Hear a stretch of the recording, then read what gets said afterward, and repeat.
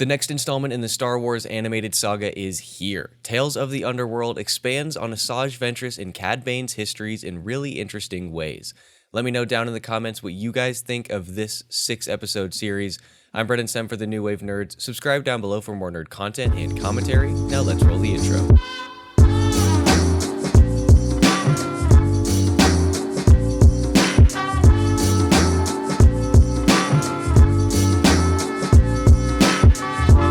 Tales of the Underworld is created by Dave Filoni and stars Nika, Futterman, Lane, Factor, and Corey Burton.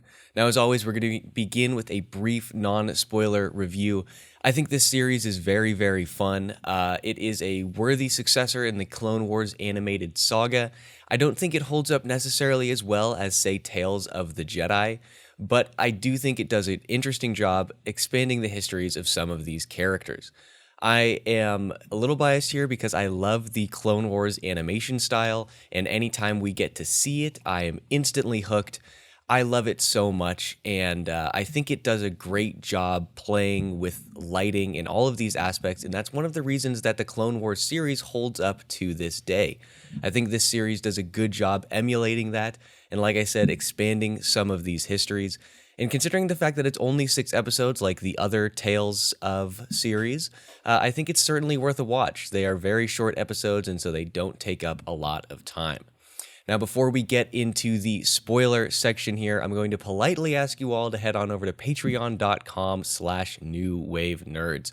We're doing a patron drive where once we get 15 patrons or $50 a month, which is just enough to cover our podcast hosting fees, then Shade and I are going to be releasing a very special series of videos, which we are calling The Nerd Chronicles, where we look at, in this first installment, DC's classic comic series, Crisis on Infinite Earths. It's going to be the perfect thing for you to watch if you're interested in the story and what happens in DC Universe, but don't really have the time to read a 12-issue series from the 80s that is very, very wordy and very, very time-consuming. So again, if you want to see that, if you want to help us make these videos even better, then head on over to patreon.com/newwavenerds. Now, let's get into the spoiler section here. So the first thing that I want to say about Tales of the Underworld, again, like I mentioned, is the animation. I think it's absolutely fantastic. I love the Clone Wars style of animation. Of course, there's some nostalgia there, but I think objectively speaking, even past the fact that that series was such an important part of my childhood, I think it's undeniable that the animation is amazing and some of the best that I have seen in any animated series ever, especially as far as like this 3D animation goes. Like I mentioned in the non-spoiler section, I think one of the tremendous assets of this style is the fact that they get lighting so right. You know, and I started paying attention to this after the release of the Super Mario Brothers movie with Chris Pratt. The animation of that movie was really good, but I didn't like the way that the light interacted with the models and with the environment. And so for me, while the animation itself and the art style was really good, it sort of just looked weird to the eye. And I told Spencer after we watched the movie that I think it looks good, but it's just lacking because of the lighting. I think Star Wars does it in such a tremendous way. This Clone Wars animation, I'm not an animator, I'm not a graphic designer by any stretch of the imagination. I'm not an artist. And so to be able to see it and play out in a way that actually looks like the lighting looks as though it is real. Obviously, the animation is not photorealistic at all, but when you watch the way that the light goes over these people's faces, the way the shadows are laid out, it all seems very, very realistic, and I absolutely love it. This animation has aged beautifully, and I hope that we continue to see more and more projects in this style. I would imagine that it's probably fairly expensive, considering how good it looks and how little we have seen it since Season 7 of the Clone Wars. Apart from that, we've got 3 seasons of The Bad Batch, which are, I think they're only 13 episodes each, and now we have these 3 Tales series, Tales of the Jedi, the Sith, and of the Underworld. And each of those are only 6 episodes long, with each episode only being about 15 minutes or so. It averages out at about 15 minutes. And that, again, I think it's probably expensive, and so I understand why you sort of limit it. But I would just love to see more. I mean, it's Disney, it's Star Wars, it is one of the most one of the biggest companies in the world, let alone the entertainment industry. They have oodles and oodles of money. I would just like to see more in this style and then expand on the universe in various other ways. Now, like I mentioned, this series, I suppose, because I don't know if we're going to get like a season 2 for any of these, but the series is only 6 episodes, with each episode only coming in at around 15 or so minutes. I don't think that's enough. I don't think that that's enough. And again, I'm taking into consideration the fact that I would imagine it's expensive. I would imagine that it's a lot of work. I don't know how long they had been working on this before it was released earlier this year, but I would imagine that it's very difficult. But that being said, I still maintain that if you're only doing 15-minute episodes, you should probably do a little bit more. In this series, I think you only need to add 2. Because I'm really interested. I really like the stories that we see here. The series, there's 2 3-episode arcs. The first one follows Asajj Ventress, and then the second one is an origin story for Cad Bane. And both of those are really, really interesting. Asajj Ventress is this character that I do have a bit of an affinity for, again, simply because she's a relatively integral part of the Clone Wars series. In addition, I really like is it 2002 or 2003, the Clone Wars 2D micro series? I love that as well, and she is an important part of that. And so any time we get to see Asajj Ventress in further visual media, I get really excited. She's really cool. She has a really interesting story, and I wish that they would bring her over into a live action project. Additionally, Cad Bane himself is so fascinating. He's such an interesting bounty hunter. He's definitely among the top for me as far as Star Wars bounty hunters. For a long time, my favorite was Bosk, even though at the time we had only seen him in, or rather I had only seen him in like a one scene in Empire or one scene in Return of the Jedi. I can't remember which, but he's just there and he's just standing good. And he's got a great costume. I love the Trandoshans. And for a long time, it was him. And then, obviously, it's hard to not put Boba Fett up there. It's hard to not put Jango up there. But Cad Bane really stands out among the crowd because he is one of the bounty hunters that actually gets the most face time. Actually, he might, now that I think about that, he might be the bounty hunter we see most, simply due to his multiple episodes in the Clone Wars series. But I think he's really, really good. The voice acting by Burton is, as always, absolutely amazing. He nails that so good. He embodies the character. And even though his appearance in the show wasn't necessarily great, it was awesome to see Burton reprise that role in the Book of Boba Fett. It was really, really interesting to see his origin story. It was really, really fascinating.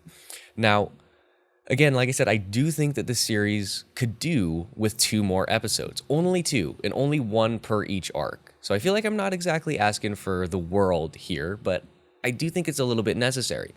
As far as the Asajj Ventress arc, I think we need 1 episode before episode 1. Because the episode sort of begins in media res. We sort of get reintroduced to the world here with the apparent entombment of a dead Asajj Ventress. Now that's really weird to me, right? Now, I've seen all of Clone Wars multiple times. I think I've actually only seen like the first 1.5 seasons of The Bad Batch. I don't think I finished the second or even returned for the third, even though I was interested. For whatever reason, it just sort of fell off my radar. So I haven't seen the part where Ventress appears in The Bad Batch, but I know that she does appear, and I know there's the book Dark Disciple, and as I understand it, now I could be wrong because, like I said, I haven't said this yet, but I didn't read the Dark Disciple book. I haven't really read any of the Star Wars prose novels except for like an old Obi-Wan Kenobi one that I got in like middle school, or maybe it was even elementary school. I don't know. I'm not very well versed in the Star Wars prose books, especially in the Star Wars canon books. I've read some of the Legends properties, but not of the canon ones. And so Dark Disciple, I didn't read. But as I understand it, based off of the Star Wars wiki, so take this with a grain of salt, the series begins at the very end of that book. So we're missing a huge chunk of time. And obviously, I had known that Asajj, enters this relationship with Quinlan Vos. But I think if you're just coming at this from the visual media perspective, if you're just going into this after watching Clone Wars or, well, I mean, the only real option is Clone Wars, then I feel like you're missing a lot here. And normally I like the way that Star Wars does their print media versus the visual media. But this is a situation where I'm like, I feel like it would have been better served to do an episode before this.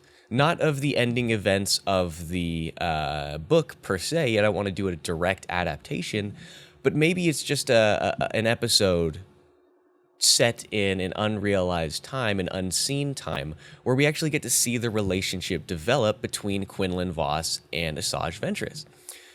Because that relationship is sort of plays a role throughout this. Not as big as a role as you would expect, but she's sort of directly reacting to events that happen in the book, right? She develops this relationship. They fall in love, or at least he loves her, and I would assume she loves him, though it's never really explicitly stated. At least in this series. In the book, it probably is. And then, so it's weird, again, I don't know. So the series, for her story arc, picks up after she's been entombed, she's resurrected. I don't know why I said that. She's resurrected from the dead by Mother Talzin and the other spirits of the Night Sisters and so on and so forth. With the sole caveat that if she's going to walk the land of the living, then she can never see her love again. Right, and so then the story plays out that she is trying to escort this young Jedi named Lyco Strata, played by Lane Factor, to this path that is supposedly a route for Jedi to avoid being just murked by the Inquisitors. And it's been started by Quinlan Vos, and she learns that and is really, really awkward. And it's fairly clear that at the end, once they reach their goal, the reason that Asajj Ventress doesn't go with him is because of this pact, because it would mean that she would have to see Quinlan Vos. I feel like if you had done an episode that sort of solidifies that relationship in visual media, then maybe that story arc would have landed better. It would have been a little bit more impactful and emotional, but we just sort of dance around it. Like, it's the main theme, but we sort of don't really take a look at it really at all. And then, so I think you need an early episode there. And then in the second arc with Cad Bane, I think you need another episode between episodes, between 1 and 2.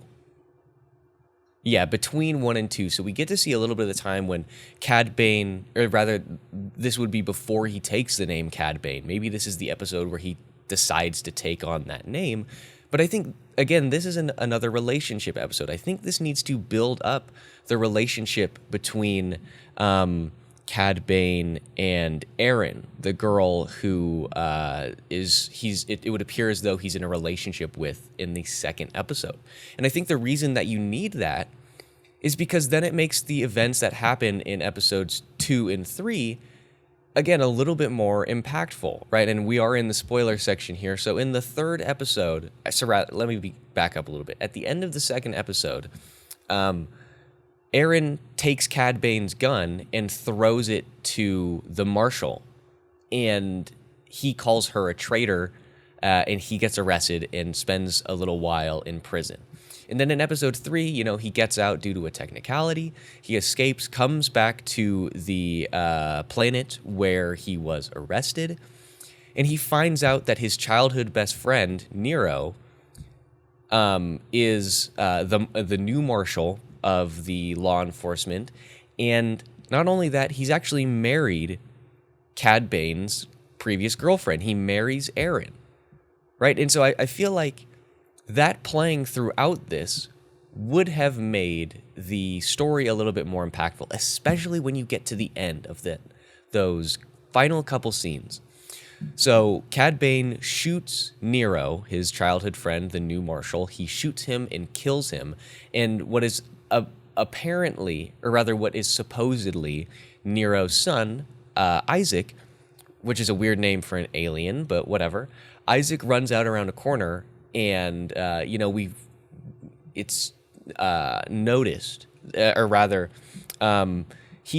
Cad Bane says to Niro that you took everything from me, classic Star Wars line, and Niro says, while he's holding what is allegedly his son in his arms, says, not everything. Now, there's an important point which I sort of glossed over. This young child, Isaac, looks like Cad Bane. He's got blue skin, he's got red eyes, which are different from both Niro and Aaron. Niro and Aaron both have green skin, but still with the red eyes. Isaac has blue skin, and you see Cad Bane realize that, oh, this is my kid with Aaron. I feel like if we had, and then, he did Nero's wife comes out and says, get away from him, and Cad Bane just walks out down the street, and we end the episode. I feel like if we had that episode between 1 and 2 where we build up this relationship with Aaron, maybe it would have been, I don't know. I feel like it would have been a little bit more impactful, and it would have served the story a little bit better. But that's just me. Again, like I said, I understand that to produce this is probably very, very expensive. But again, given the fact that it's only 6 episodes, and each episode is roughly 15 minutes, let me just check and see how long the longest episode is, if it'll show me in an easy way. I just think there's really not any excuse to not do like an extra episode. I don't know. It just feels very, very weird to me. Again, this is based off of the Clone Wars series and the Clone Wars animation, and so each of those episodes, it's 20 episodes a season, and each one is 20 minutes. Now, granted, you're obviously dealing with a different situation because it's network money as opposed to streaming money. But to make these at least 20 minutes, or at least add, an extra episode on either end, I don't know. It's just weird to me. And it looks like, the longest episode is episode 3, which is the final episode of the Asajj Ventress arc, and that's 17 minutes long. Like, these are very, very short. And having those extra episodes, I think, would have helped in a couple different ways. Like I said, story, and then I think they would have also maybe helped a little some of the problems I have with the script. I feel like the story of this series is really, really really good, rather, but the script itself is very weak in some moments. The dialogue is very obvious, and it's very expository and explanatory. And I feel like maybe if we had an extra episode, then maybe you wouldn't have, the dialogue wouldn't have felt so rushed. But that's just me. I don't know. All in all, I think the series is really good despite some of the few negatives, right? Like the script itself is not that great. I think the voice acting from some of the people is not amazing. And especially the voice actor for Lyco, whose name I said earlier, Lane Factor. Now, I don't know if he's a good actor. I'm sure he's at least fairly good. He's most well known for being in Reservoir Dogs, which is a show that I've heard is very, very good. And so he could be a tremendous actor. But voice acting is a very different skill and a very different technique. I mean, we've seen plenty of people who are really, really good actors, but not really good voice actors. For example, I think Viola Davis is a tremendous actress, but she cannot voice act. I think in Creature Commandos, she is really bad. I think she's really, really stunted, right? Because voice acting is different. You have nothing to play off of.